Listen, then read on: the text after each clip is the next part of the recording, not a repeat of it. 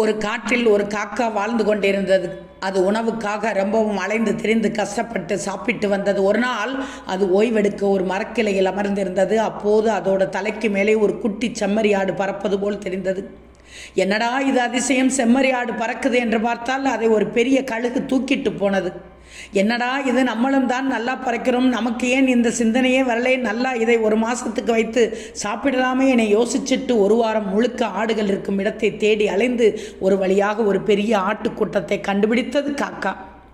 பகலில் ஆடுகள் குறைவாக இருந்ததுனால மாலை நேரம் வரட்டும், எல்லா ஆடுகளும் நன்றாக சாப்பிட்டு கொழுகொழுத்து இருக்கும் என அங்கிருந்த மரத்திலேயே காவல் இருந்தது காக்கா.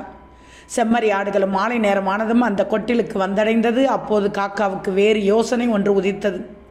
கழுகு தூக்கிச் சென்றது சின்ன ஆட்டுக்குட்டி தானே, அது மூளை இல்லாமல் தூக்கிச் சென்று விட்டது. நாம் தான் அதிபுத்திசாலியே, நல்ல பெரிய கொழுத்த ஆட்டை தூக்கிவிட வேண்டியதான் என்று முடிவு செய்து பெரிய செம்மறி ஆட்டை தேடி கண்டுபிடித்தது. ஆட்டின் அருகில் சென்று எப்படி தூக்கிச் செல்லலாம் என ஒத்திகை பார்த்தது. அதன் அலகுகளை விரித்து சரி செய்தது. கால்களை ஆட்டை தூக்குவதற்கு சரியாக எப்படி பிடிக்கலாம் என்று மடக்கி பார்த்தது. சரி, இனி ஆட்டின் மேல் ஏறி தூக்கிட்டு போக வேண்டியதுதான் என முடிவுக்கு வந்தது. ஆட்டின் மேல் உட்கார்ந்து அதன் கழுத்தில் தன்னுடைய அழகால் கவ்வ முயற்சி செய்தது. காகத்தால் அது முடியவில்லை. ஒவ்வொரு வகையிலும் அது தனது அழகை விரித்து விரித்து விரித்து பார்த்து முயன்றது, ஆனால் முடியவில்லை. சரி, இது வேலைக்காகாது, இனி சின்ன ஆட்டுக்குட்டியை தூக்கிட்டு போக வேண்டியதான்னு நினைச்சது. உடனே காகத்தால் செம்மறி ஆட்டின் மேல் இருந்து வெளியே வர முடியவில்லை. இறக்கையை விரித்து பறக்க முயற்சி செய்தும் முடியவில்லை. எப்படி பறக்க முடியும்? காகத்தோட கால்கள் செம்மறி ஆட்டின் கடினமான ரோபத்தில் மாட்டிக்கொண்டது. செம்மறி ஆட்டின் மேல் இருந்த காகத்தால் கால்களை சிறிதும் அசைக்க முடியவில்லை. யாரோ வருவதை உணர்ந்த காகம் தன் இறக்கைகளை அசைக்காமல் அப்படியே உட்கார்ந்துருச்சு.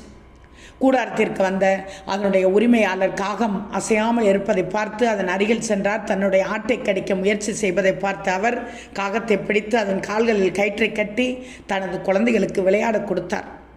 இப்போது காக்கா மாட்டிக்கொண்டு பரிதபித்தது. தப்பிக்கவே முடியவில்லை.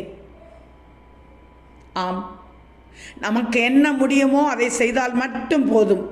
அதுதான் நன்மை பயக்கும்.